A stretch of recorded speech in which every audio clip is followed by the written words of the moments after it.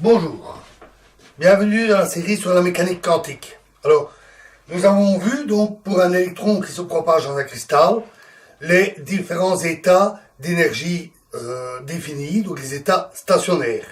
Donc pour un électron dont les amplitudes sont Cm à chaque atome, la probabilité de trouver l'électron autour d'un atome donné, M, est simplement donnée par le carré de la grandeur de l'amplitude. Donc, comme d'habitude.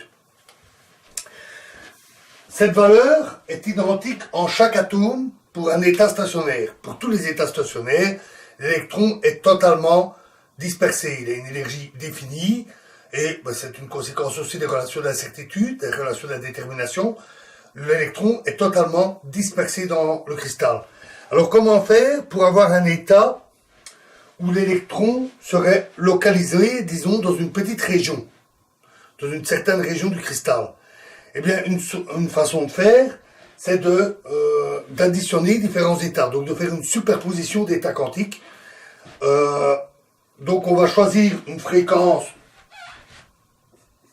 un nombre d'ondes majoritaire, K0, on le nommera K, et on va faire des sommes d'états K différents de K0 et proches de celui-ci. Donc une petite zone, une petite variation autour de K0. Et on va faire la somme de toutes ces ondes. Alors, ça, on en avait déjà parlé, puisque nous avons des solutions qui sont sinusoïdales. C'est la théorie de Fourier. Toute onde peut s'écrire comme une somme d'ondes sinusoïdales. Et en faisant de telles sommes d'ondes légèrement différentes, on obtient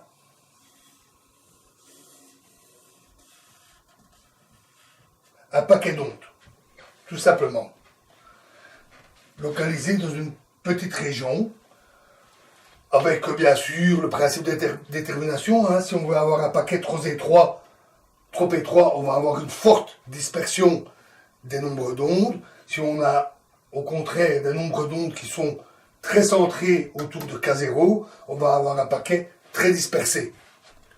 À l'échelle humaine, on peut avoir à la fois une fréquence, une longueur d'onde assez précise et un paquet d'ondes qui est microscopique. Ce n'est qu'à l'échelle quantique que ces effets se font ressentir. Donc, vu de loin, on peut voir l'électron comme un petit paquet qui se propage avec une longueur d'onde bien définie.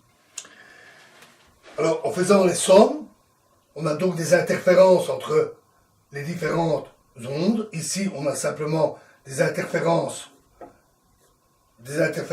destructrices qui font que l'onde s'annule ici, et des interférences constructives au milieu. C'est le principe de cette somme. Je ne vais évidemment pas écrire le détail d'une telle somme. Ça fait appel à des calculs intégrales. C'est beaucoup trop compliqué pour ici. Une chose importante, c'est qu'on peut faire cette somme à un instant donné. On va avoir un électron à un endroit donné. Mais, qui dit des cas, des nombres d'ondes différents, nous l'avons vu, ça donne des solutions d'énergie différentes. Et donc, qui varient dans le temps de manière différente, puisque la variation dans le temps est reliée à E. Nous l'avons vu pour les états stationnaires. Et donc, les interférences vont varier au cours du temps. Alors, le calcul montre qu'un tel paquet d'ondes va se propager avec une vitesse V qui est donnée par la manière dont varie oméga par rapport à K. Où oméga est égal à la fréquence fois 2pi, c'est-à-dire E divisé par H bar. Et ça, nous avons toutes les formules pour le faire. Par exemple, pour un nombre d'ondes relativement petit, on avait vu la relation à la fin de la vidéo précédente, on calcule facilement, en prenant la dérivée, que la vitesse est égale à 2 fois A divisé par h bar fois k. Donc la vitesse est proportionnelle au nombre d'ondes. Tout ceci étant des constantes.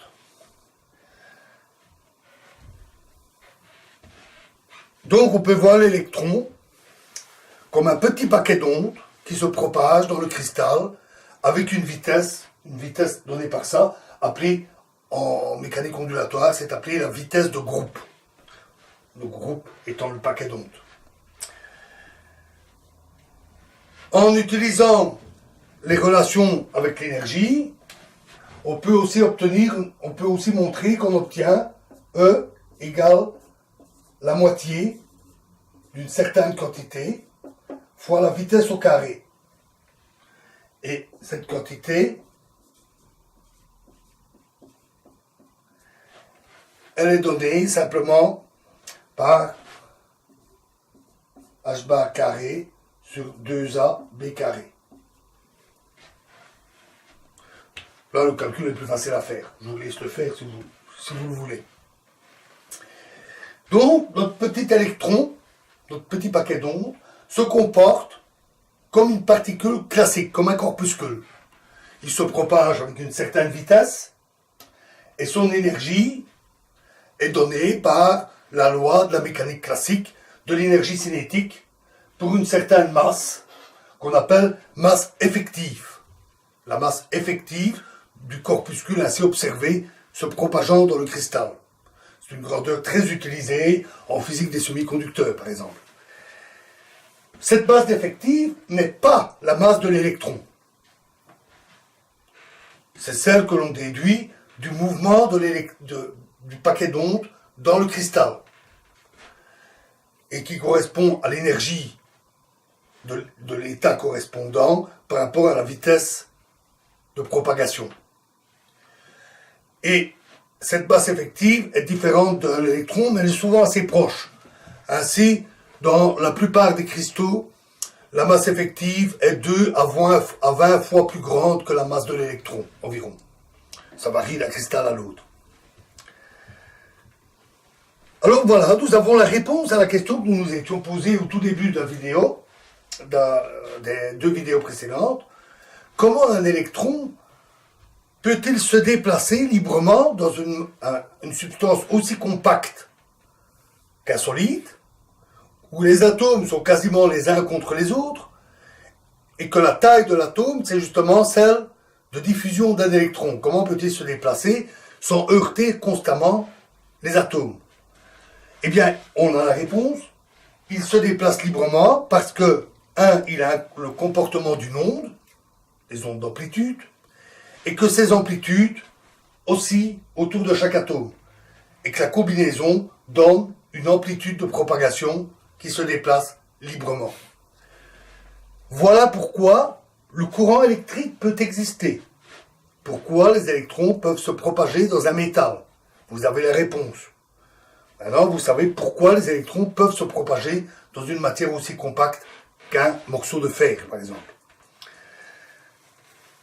Voilà.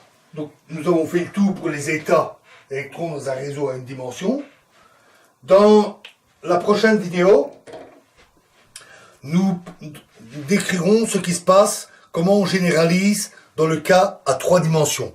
Je vous remercie.